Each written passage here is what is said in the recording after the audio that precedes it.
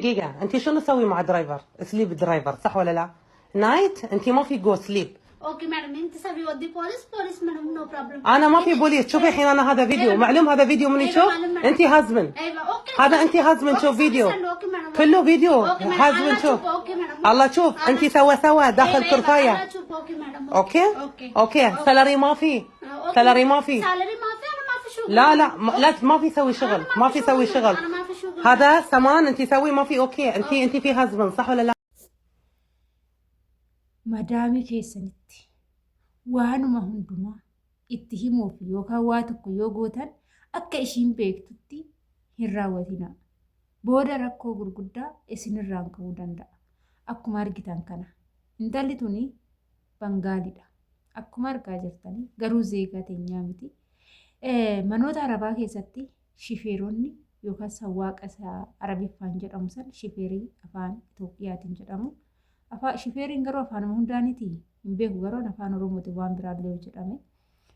Innaa isa sani maal jechaani jirti?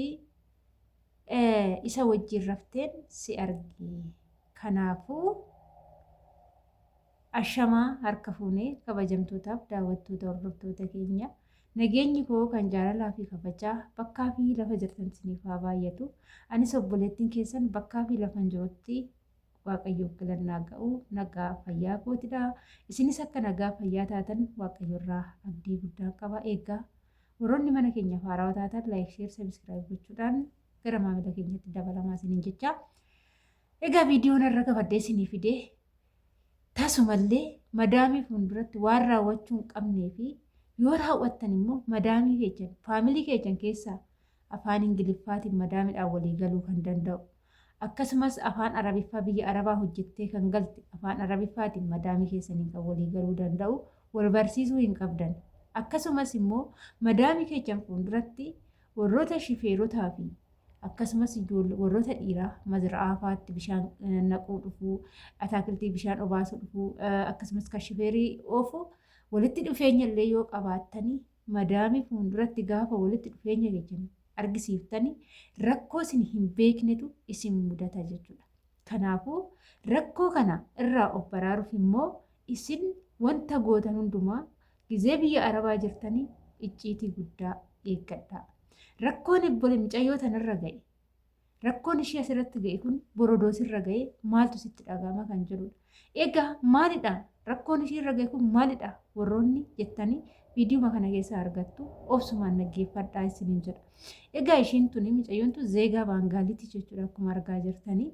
Innaa shifeerii qabu jechuudha mana isaanii keessaa. Shifeerii makiinaa oofuu akkasumas akka ataakiltii obaasuu qabu. Ishiin tuni shifeerii kana wajjin walitti dhufeenya ni qabdi. Wajjin haasaa baay'isu, wajjin haasofti, wajjin taphattee jechuudha. Amma madaamiin tuni maal jettiini? Isa wajjin yeroo raftus si argee jetteen. Ishiin immoo ani wajjin hin rafne eechatti wajjin rafee na argitee jettiin. Ishiin immoo si argeen jira viidiyoo si waraabee jettiin. Lakkan hin rafne jettiin. Ani viidiyoo si waraabee jira. Viidiyoo kana abbaa manaa keetittan ergaa.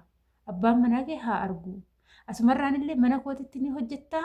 Mindaa siif hin kaffalu. Meelaala itti fayyadamu jechuudha. Itti fayyadamu sobdee tooftaa gootee walitti dhufeenya ishii wajjin haasoftu kana sobdee yeroo ammaa immoo shoppii footoonis ni hojjetama jechuudha. Sobdee yookaan shoppii footoo fuula ishii footoo biraa irratti laxxaftee ishii fakkeessitee akka waan ishii wajjin raftee fakkeessitee haala saniin sodaachisuus ni dandeechi jechuudha. Innaa ishiin immoo waan kana hin raawwanne ofitti amanteerti. Garuu ishiin immoo raawwattee jechaa ni jirti jechuudha. Inni galee kana abbaan manaa ishii immoo biyya Arabaa kana hojjetee waan galeef afaan Arabiillee ni danda'a. Deebi'ee immoo madaamnis wajjin haasofti jechuudha. Isa kanarratti badii eenyu qaba yoon jedhan ishii kana. Ishiin tuni tokkoffaa akka heerumte yoo itti himtayyuu abbaan manaa ishii akka biyya Arabaa hojjetee galee fi afaan Arabaa haasa'uu danda'uyyuu wal barsiisuu hin qabdu. Faamilii keenya wal barsiisuu yaalinaa jiraan jechuudha. Jarri kuni bira jiraachaa jirra malee maallaqa irraa argachaa jirra malee isaan fira keenyaa miti. Isaan karaalee keessattuu mindaan keenya yoo isaan irra jiraate karaalee ittiin nu miidhan barbaaddatu jechuudha. Inni galee innaa kanaafuu ishiin maal goote ishiin kana hin raawwanne garuu wajjin haasa'ee jira. Garuu wajjin yoo mana isaatti dhaqee wajjin akkana inni bakki itti galu fuulduruma manaati jechuudha akka ishiin jechaa jirtutti fageenya qabu innaa hojii ishii fixannaan dhaxxeessa biratti buna wajjin dhugee jira garuu waan kana wajjin hin raawwanne yaaduma na dabbarraanan bira dhaqee jettiin ishiin immoo akkas gooteerta amma mana kiyyatti illee yeroo hojjettu inni hojjetta garuu mindaasiif hin kaffalotti ishiin immoo sarraatinyaan immoo erga mindaa naaf hin kaffallee anis hin hojjedhu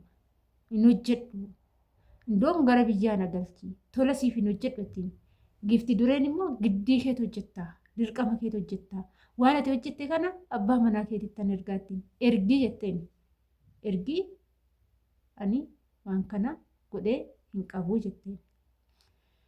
Egaa hordoftoota kiyya gizee tokko tokko gola ormaa keessa yeroo jiraannu mana namaa keessa yeroo jiraannu manni kun akka mana keenyaa namni nuti bira jirru kun akka maatii keenyaa. Itti ilaala warroonni jettanii dogongora guddaa hojjettanii jirtu. Maatiin nuti bira jirru kun maallaqaaf boruu namatti taanaaf itti jijjiiramnaaf malee fira keenya yookaan nama keenyaa miti jechuudha. Warroonni irra deddeebi'an isinitti himu jiruutu isaanitti walitti nu dabala. Ijoolleen keenya kanas hin gootis jedhees namanu garuu ijoollee tokko tokko ani yeroon biiroodhaan hojjedhu nan arga gizee biirootti deebinu ijoolleen tokko tokko zabanyaa faana kolfuu zabanyaa suni biyyi isaa Magirab jedhama biyya Magirab jedhamudha. Inna gizee achi dhadhu bakka yoo argan akkuma waan waaqa arganii ijoolleen ta'an jiru ijoolleen tokko tokko ijoolluma keenya gizeen biirootti deebi'u nan arga ture. Wanti kun hin barbaachisu keessattuu biyya ormaa jechuun akka Itoophiyaa miti. Biyya Arabaa jechuun akka Itoophiyaa miti. Seera mataasaa qaba. Keessattuu Saa'udiin kun dhiira wajjin si haasoftu yoo si argan.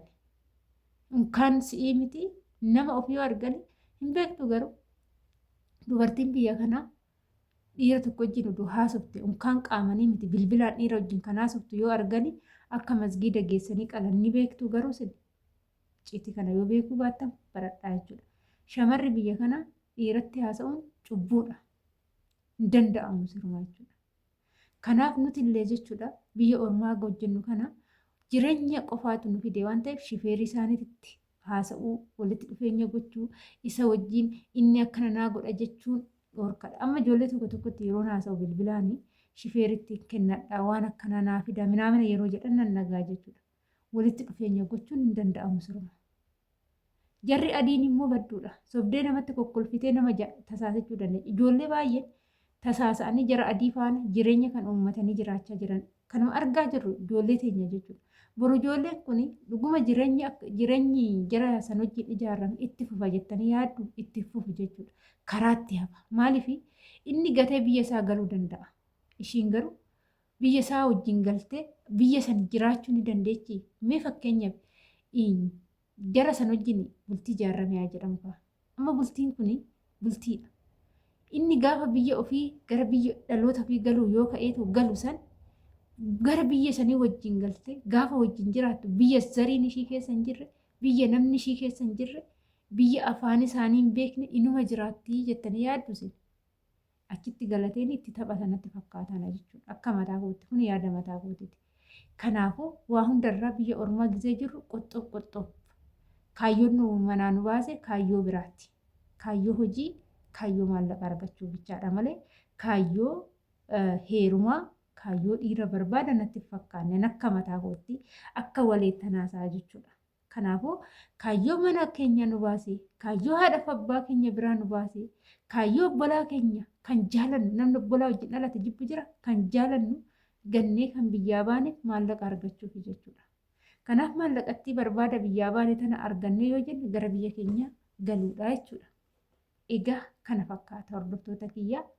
Viidiyoon har'a ni qabadhee dhufe kanaadha.